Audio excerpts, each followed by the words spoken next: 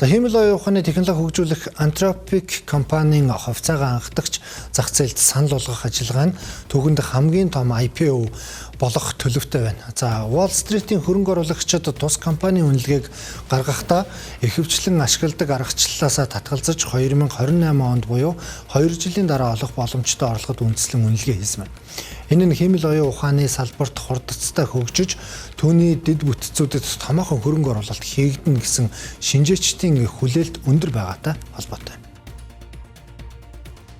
Их сурвалжуудын мэдээлж байгаагаар Anthropic компани 2028 онд 190 тэрбумаас 200 тэрбум Америк долларын орлого олно гэж тооцоолжээ.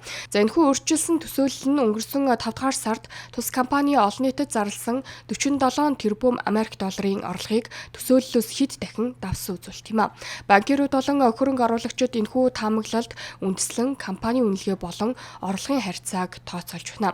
Хөрөнгө оруулагчид Anthropic-ийн үнэлгээг харьцуулахын тулд Cloud дэд бүтцийн Cloudflare байгууллагын програм хангамжийн Palantir, Elon Musk-ийн SpaceX зэрэг компаниудыг жишг болгон ашиглаж байна.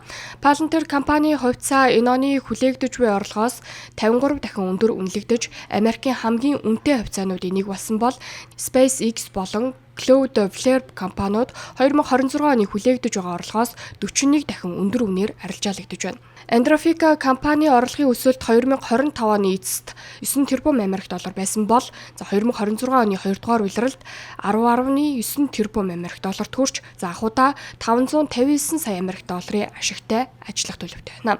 Хөрөнгө оруулагчид технологи сайжрахын хэрээр хиймэл оюун ухааны загваруудыг сургах зардал багасж, орлого тэр хэрээр өснө гэсэн таамгаар хөрөнгө оруулалт хийж байна. За нөгөө талаараа зарим хөрөнгө оруулалтын фирмүүдийн зүгээс Anthropic 280 долларын үнэлгээгээ урт хугацаанд хадгалж чадах эсэхэд эргэлзэж байгаагаа мэдэгдэж байна.